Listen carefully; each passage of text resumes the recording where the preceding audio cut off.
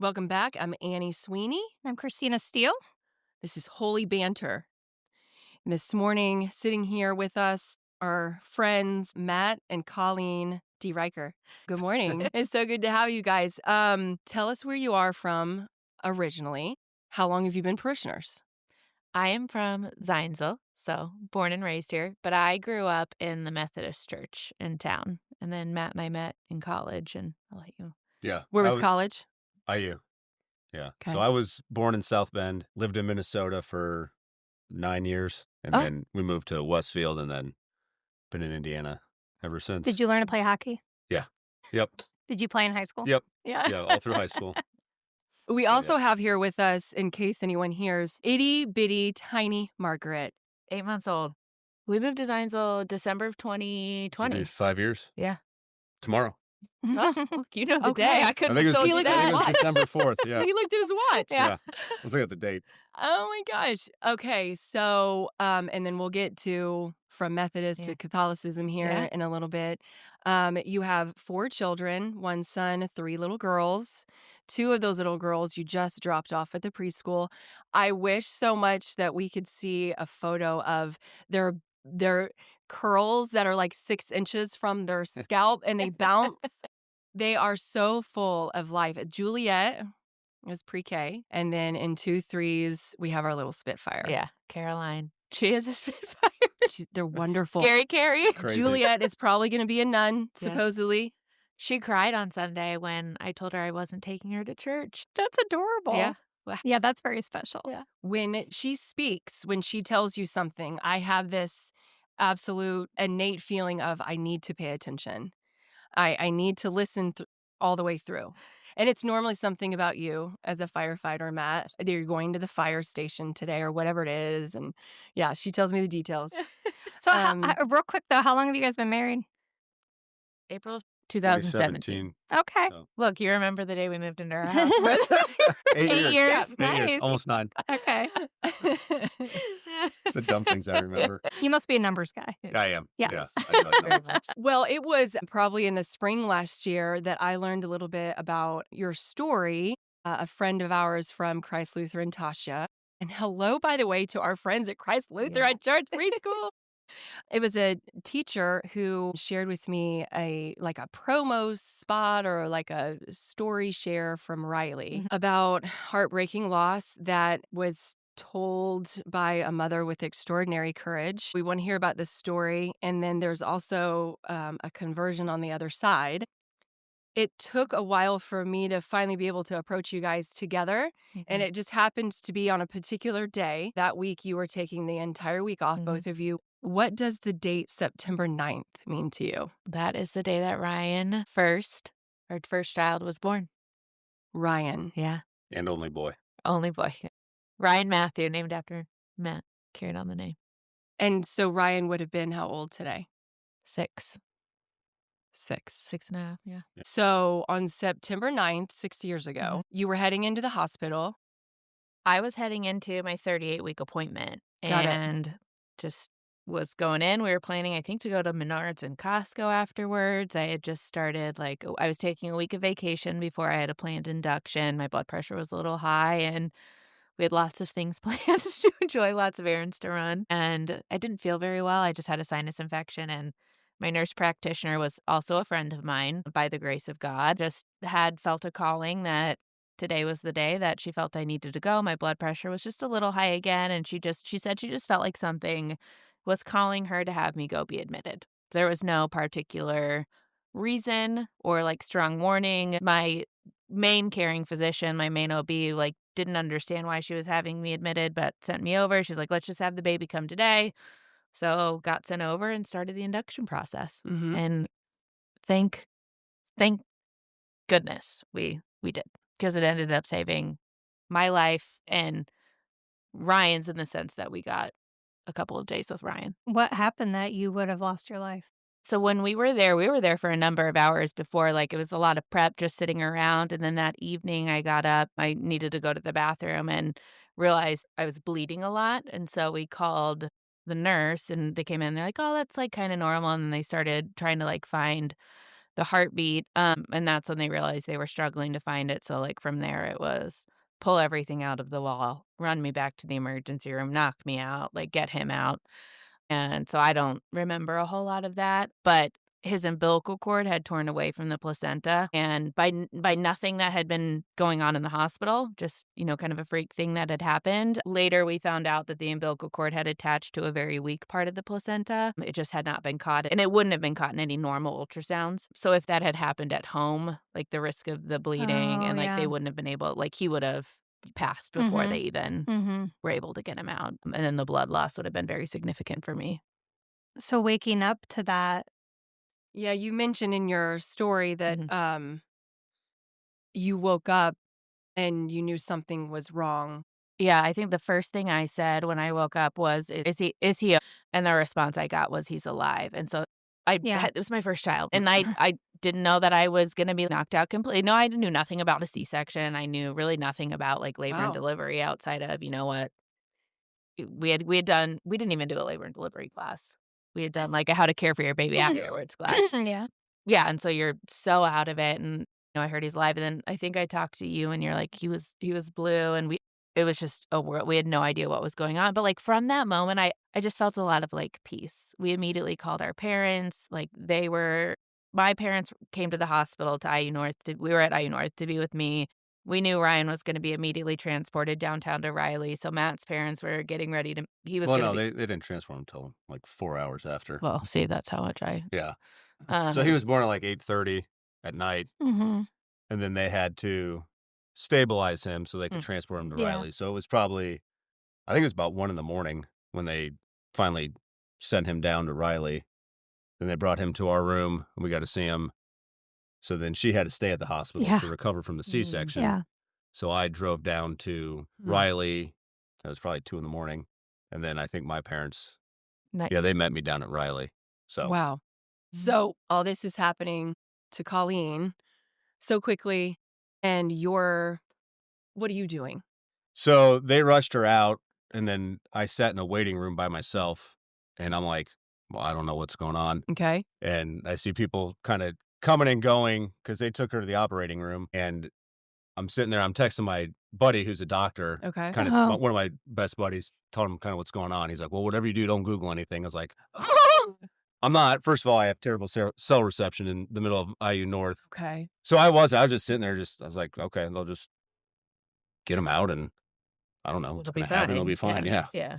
Just Like, surely this happens all the time, we'll just have a kid. like, yeah. I wasn't really nervous. Yeah. Do you have do your as a firefighter, do certain instincts kick in for you? In this situation, since we don't deliver a whole lot of babies and this is totally out of my realm, no, I just kinda sat there and was like, Yeah. "All You right, just we'll assumed it go." was a Yeah. normal I delivery probably and said a prayer or something, Sure. and then we just kinda went on Okay.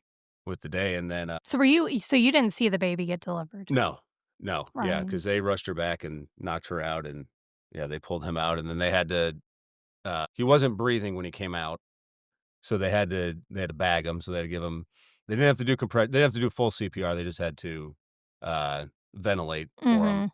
Um, so no compressions, and then he started crying, I guess, but, Hmm. so then they took him away, trying to get IVs and stuff, and I think I went and saw him before I saw you. I think Boy. they let me in there. So, and Wow. then we went to Did you ever hear him cry? no, I don't think I did hear him cry. I Wow. don't know, it was like that from 8 o'clock or 8:30 till 1.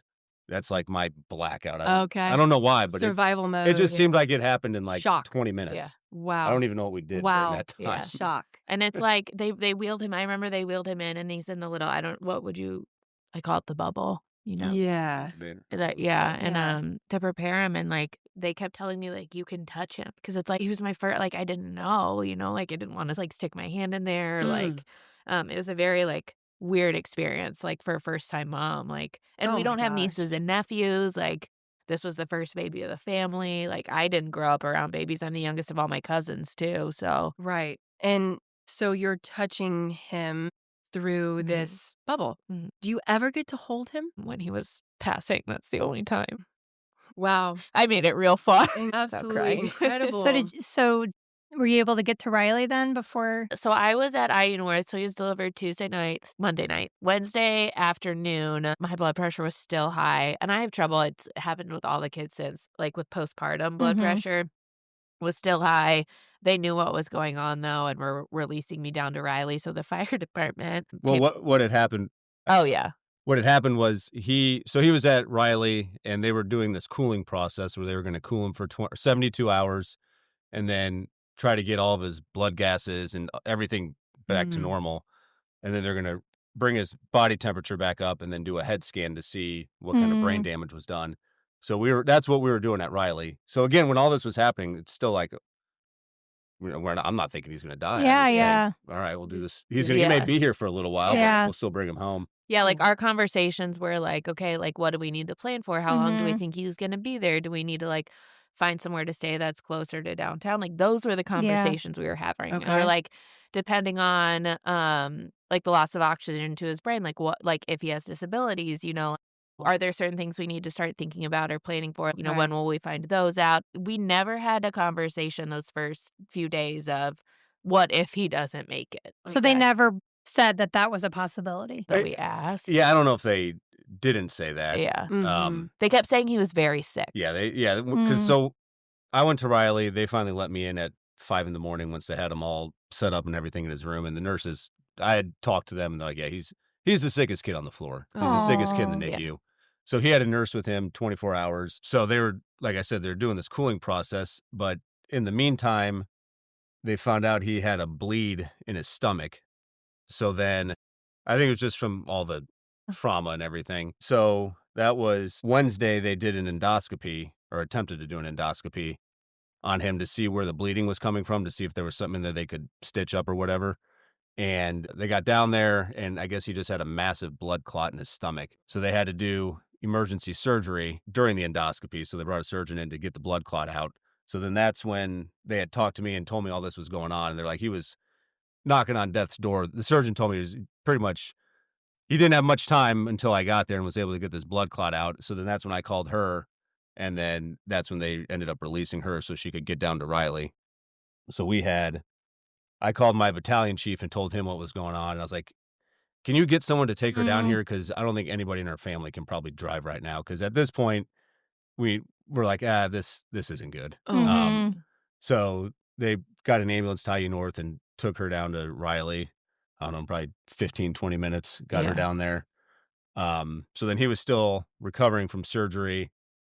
And I got then- wheeled in and they immediately took us into a meeting room. Yeah, Mm. to kind of tell us what the surgeon Yeah. met with us, I think, Yeah. and told us Oh, kind right of after. shucks. Yeah. what was going on. Yeah. So then he was recovering from the surgery. Then they brought him back up to his floor, and then we got to hang out with him. Yeah. And then we went like Wednesday night. We needed to get a little bit of rest. So they had set us up in like a little room where there was like a twin size bed and a recliner. Yeah, so I stayed at Riley ever since I had gotten down there, and they had a little room around the corner from his room that had a chair and a bed in it. So I Yeah. stayed in there, and then when she came down, we both stayed in there. So that was Wednesday night, and it was probably what? Well, when the surgeon met with us, they pretty much said like there's nothing we can do. It's up to him. Like, Oh yeah, sorry. and Wow. that was and I think when it really hit us. Yeah, they said the We stomach need- bleed. There wasn't anything in there that he could sew up. Do, He said yeah. it's all just kind of permeating Yeah. into his stomach. So it's just basically up to him to Yeah.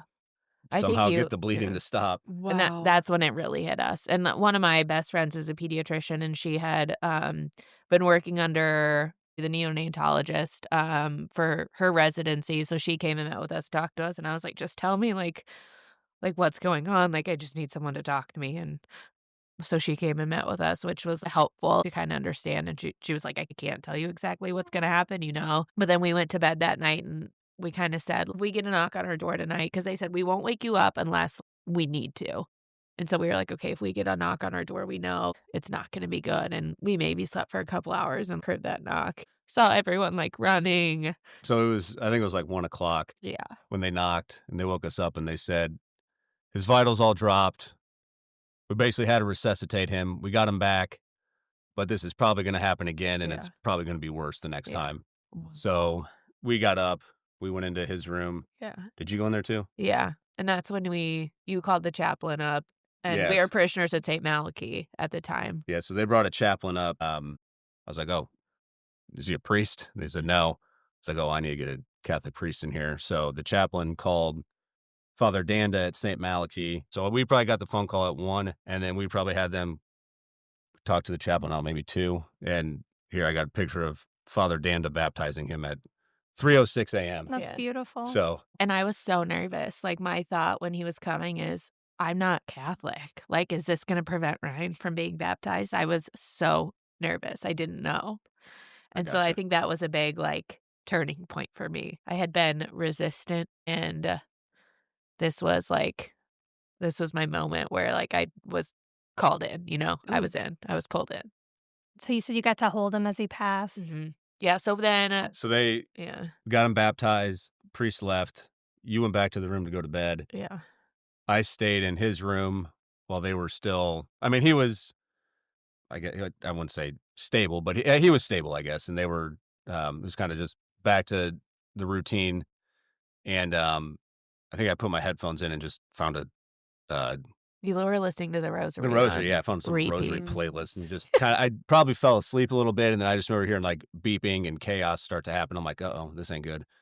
So I woke up and I went and got her. And as I was getting her, there's a bunch of people running down the hallway, and we get back into the room, and there were probably, I don't know, 20 people in there. Vitals dropped again, and they did CPR for probably 15 minutes, and then the doctor was like, He I put think, his arms around us and was yeah, like, I I, think I think he's had he's enough. had enough. So, Aw. so then at that point, Yeah, at that point they unplugged everything, and that's like we got to hold him. And I mean, it was probably seconds that until they declared him. yeah, But that was the only time I got to hold him. I don't. yeah, that was one Yeah. time. Yeah, me too.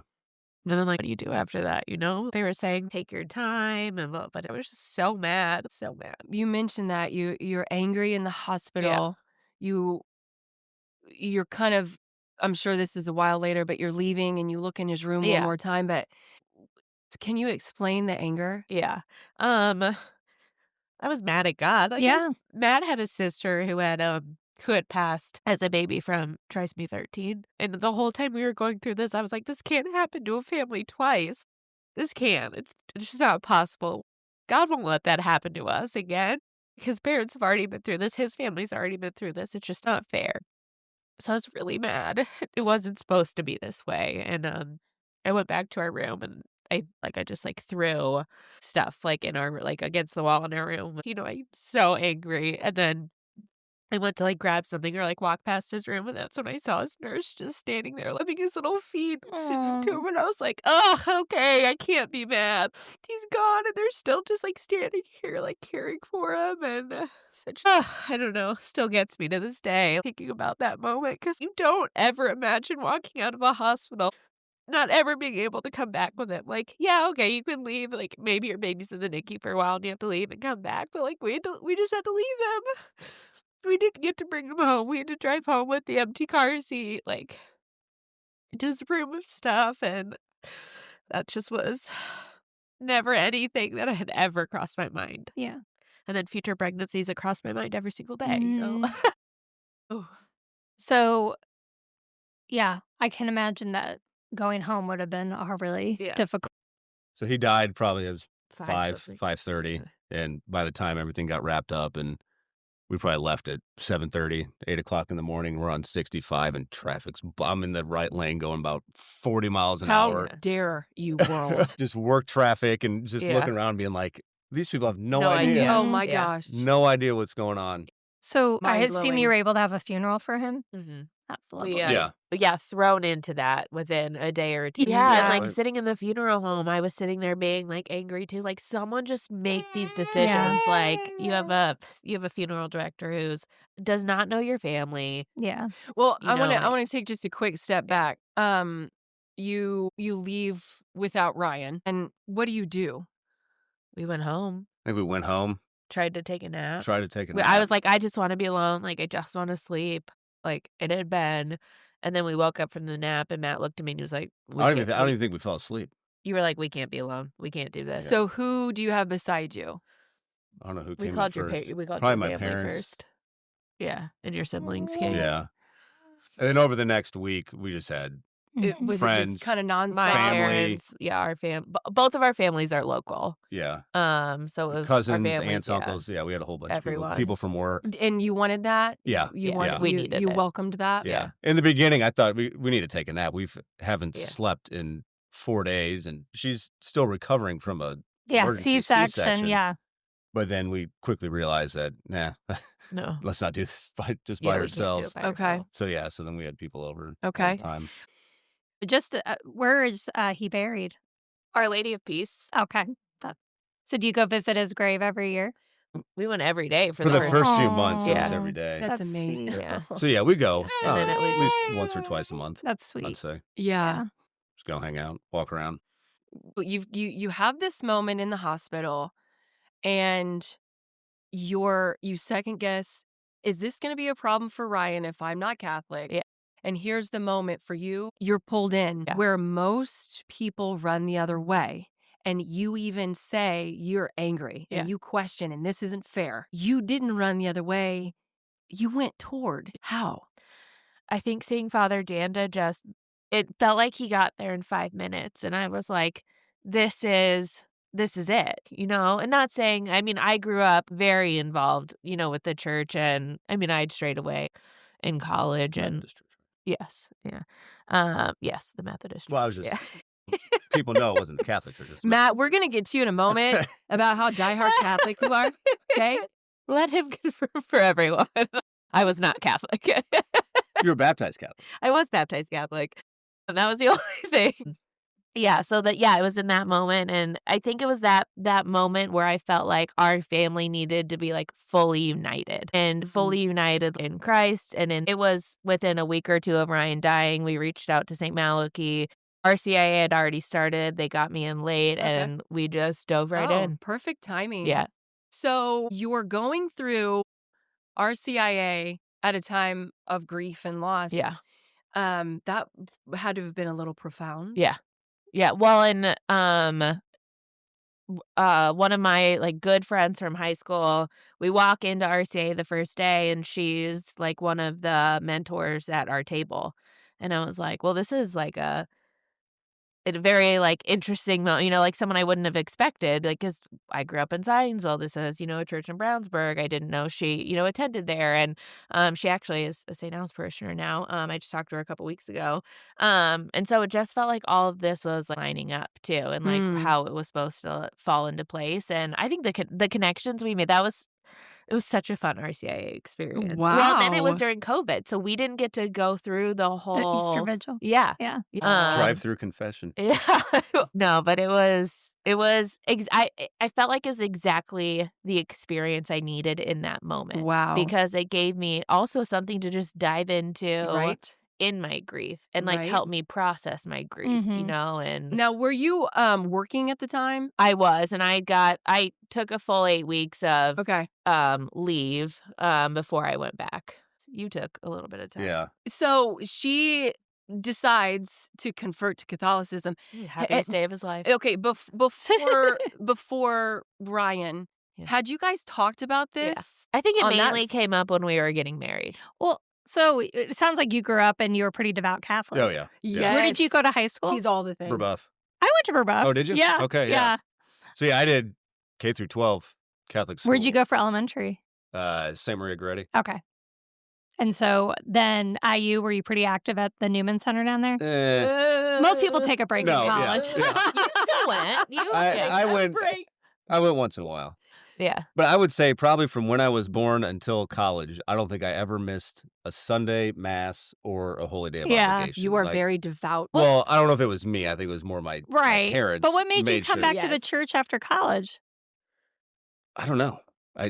We've talked about it. I guess the Catholic guilt. It is. Probably what it is. That's what we're here to It's talk not about Catholic today. guilt. But then I It's was gonna called conscience. When you started going through the fire department process, I feel like that's when you, like, really started going Yeah. again every weekend. Yeah, you're probably right.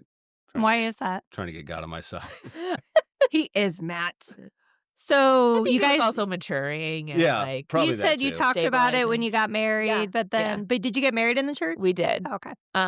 So my reason at the time, and Annie, you and I have talked about this, my parents both grew up Catholic. They Mhm. did Oh, the whole interesting. K Okay. through 12.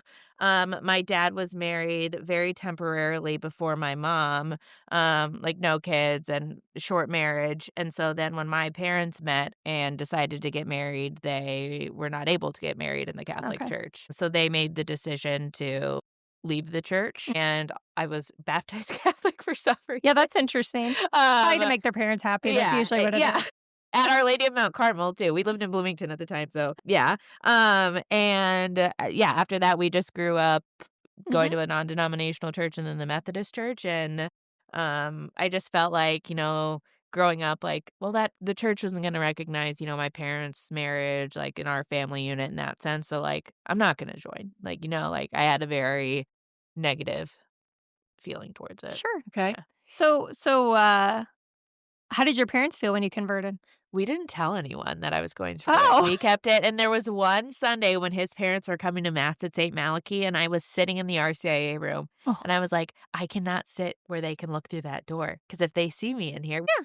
I wanted it to be an experience that we were going through together. Sweet. Yeah. And I didn't Awesome. want it to be anything more Or than have that. pressure or Yeah, expectation or Well, and anything. questions too. Like you don't want to answer anything right now. Yeah. Yeah, well, and Ryan had just died too. Yeah. So Yeah. it was Kidding. just a ton of And stuff. so she tells you, I think, or I want to Yeah. convert, and what goes down with you? Got her. Finally. All those I rosaries just paid had off. to be persistent. Finally got her. Yeah. Well, So it sounds like it was the attention and love that Father Dina brought Yeah. to Ryan. Yeah. I mean, how That beautiful is that? presence. Yeah. Yeah. It was that moment too where I was like, I don't want to raise our kids having this separation. yeah. Yeah. And I Mm. felt that in that moment, not being Catholic, yeah. That not makes being sense. that for Ryan. Yeah. So then once you did convert, what did your parents say? Yeah. They were excited for Yeah, me. were they? Yeah. Yay. Because I think my parents too, and we've talked about this, they've always been very religious, and I think have always felt that desire, like a longing to be back, possibly, maybe I'm putting words in their mouth, like back with the church. And so they were excited for me. They were happy for me. Everyone was really excited. Well, they should come talk to a priest. Oh. We just did a convalidation for a couple that had been married 47 years, so Yeah. and then finally got them married in All the these church, fancy words. Just Whatever that basically is. Catholic married school, them in the church after 47 Yeah. years. Well, now we've been searching down. We don't even know if my dad's prior marriage was actually recognized by the church. So we're going Yeah, through this exactly. whole Well, whole they thing. should come talk to Yeah. a priest. So is sharing this story of Ryan, is that healing? Is it It is. challenging? It's Is it incredibly healing because when we were going through this, immediately we were seeking out other people and other parents that had experienced this. That's, I think, where we found a lot of our healing and what we needed in those first few weeks, first few months. Like I wouldn't have gotten through it without some of the core people that we met, the groups that I was a part of. There's a local moms group that was like a lost mom group that was a big help for me. We wanted to be able to be those people for others. Are you still angry at God? No. And what helped you find peace with that? A lot of prayer. I journaled a lot, and that included a lot of prayer. I put a lot of my feelings into that. I was provided a number of resources in terms of just different readings, scripture afterwards. I think getting that involvement and just being able to process my feelings like through prayer and like going through this together. We talked a lot. It really just, I think, lifted the dark cloud. It doesn't change the The morning, grief. no, not at Yeah. all. But it gave us hope. Do you ever feel like you feel Ryan's presence? I'm convinced that he shows up on like our house alarms only go off when Matt's at work, and it's on like weird anniversary days. Oh, too, really? Or like our kids will make comments. Matt thinks I'm crazy. But there was one day, Juliet, was it on Ryan's birthday? I don't remember. She was like, "Who was that?" And I was like, "What are you talking about?" She's like, "That little boy." what? Okay, I have to tell you, I have a friend. Yeah. She had twins and lost one, and she has seen him in her house. Yeah. And his twin has said, that he saw his brother. Yeah. So I have you're not goosebumps. alone. Yeah. That they're And she was young at this point. And I was like, how old do you think he was? And she was like, 5. And Ryan would have been 5 at the time. And it's like things like that have happened too. Yeah. So you talk to the kids about. Oh yeah, they had a we brother. include Ryan in a prayer every night when they That's go to bed. sweet. We celebrate his birthday every year. We always I still say baby Ryan, and Matt's like, he's not a baby. Happy birthday, baby Ryan. I'm like, Yeah. been Well, he's not a baby. Margaret's middle name is Ryan. So Oh. like, yeah. Margaret He's- Ryan. That reminds me of. She's going to be a famous novelist. Yeah. I don't know. If you get, I was like, we just named her Meg Ryan, is what we Oh, that's together. funny. It's so sweet. that reminds me of Talladega Nights. Have you guys seen that movie? Yeah. Where they keep praying to baby Jesus, Oh, yeah. and they're like, "He's a grown man." Jesus grew up, baby. And we've done a lot of, asked earlier about being mad at God and everything. We talk a lot about it. You know, a lot of people shy away from like, oh, They don't like. I to don't be know if we right. want to talk about them, you know, their son died or whatever, but we're open about it. We talk about it. We fundraise for Riley. Yeah. I think we've raised probably close to $40,000 Wow, that's awesome. for Yes. Riley. We've sold shirts. We do a toy drive every year for him. So you have Ryan's Toy Drive. Mhm. Do you also have the Ryan Deryckere Memorial Fund? Yes.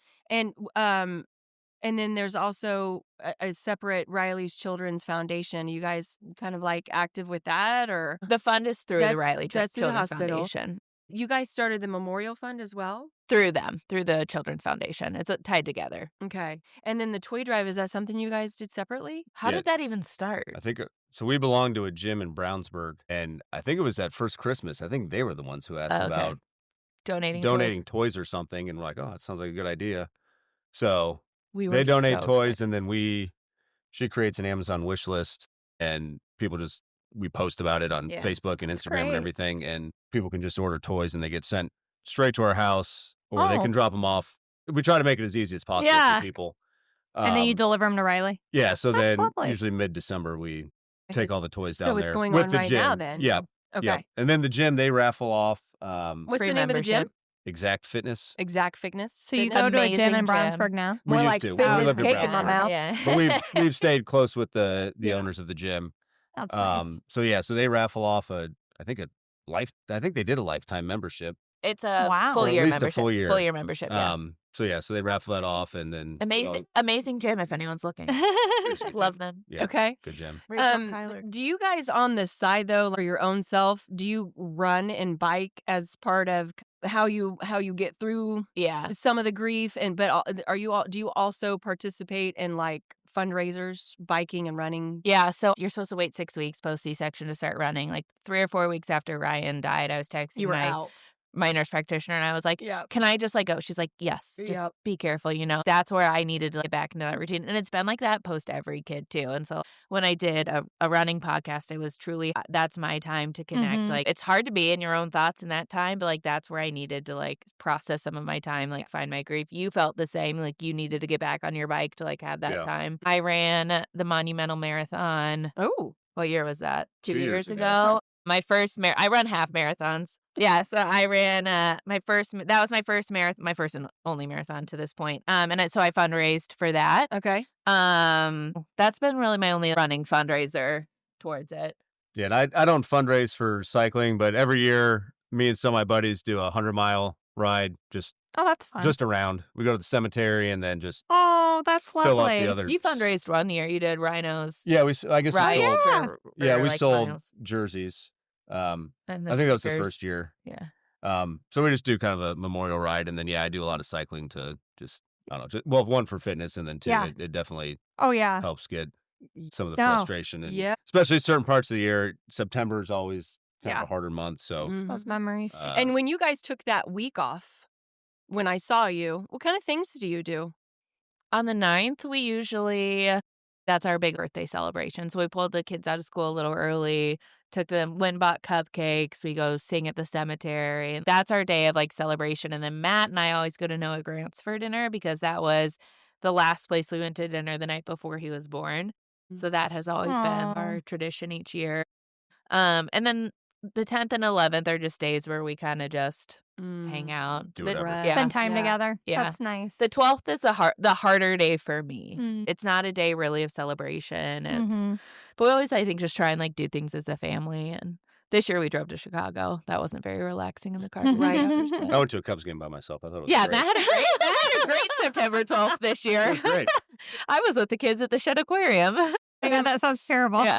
Did you guys ever have different stages or ways of grieving? Everyone told us to expect that. And I think we did, but I don't know that they were like he would have a good day, I would have a bad day, and like that was it. I was more emotional than you were. I still am to this day, but just you can nod your head a little more. But I don't know that we were vastly different. I don't know. Maybe you have a different opinion. I don't know. I just needed afterwards. I wanted to just kind of get back to the end of the. I shouldn't say I want to get back into so many things. I wanted to be around my buddies. Yeah. I wanted to be at work, but not at work. I just kind of wanted that. Just I don't know. Yeah. Comfort, friendship. Yeah, I had Was it distraction, normalcy? Was it comfort? I think all the above. Mm-hmm. At the time, I still do have a good crew at my fire station. There's 14 of us that are there. I bet. We're all pretty close, and we joke around a lot, and I just kind of wanted that back. I didn't want to talk to a therapist and all that. I just wanted to be around. She did. I was ready to quit my job, change careers, buy a new house, move out of the state. Yeah. How soon after Ryan's passing did you find out you're pregnant again? We found out in February of. It was like 9 months later, 10 months later. Yeah.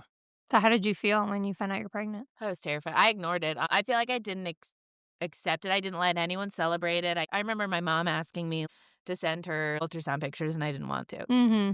I just needed to protect my heart, and I don't think I really let myself breathe until she was here. Mm-hmm.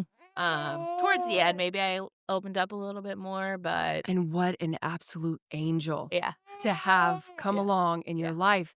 I mean, So- she and Caroline, there's such, from just outsider perspective, such different little personalities to have Juliet first. Yeah. So Glory be to God. Yeah, What- she was a gift from Ryan. So is it the same for each pregnancy, or that same feeling? Yeah, or do you feel like it's a little when easier It's each gotten time? easier. Yeah. Yeah. The first one was definitely the hardest. I mean, towards the end though, it's always the same. Those Oh, last yeah. few weeks where I'm like, what's gonna go wrong? Yeah. But yeah, the beginning part of it is easier.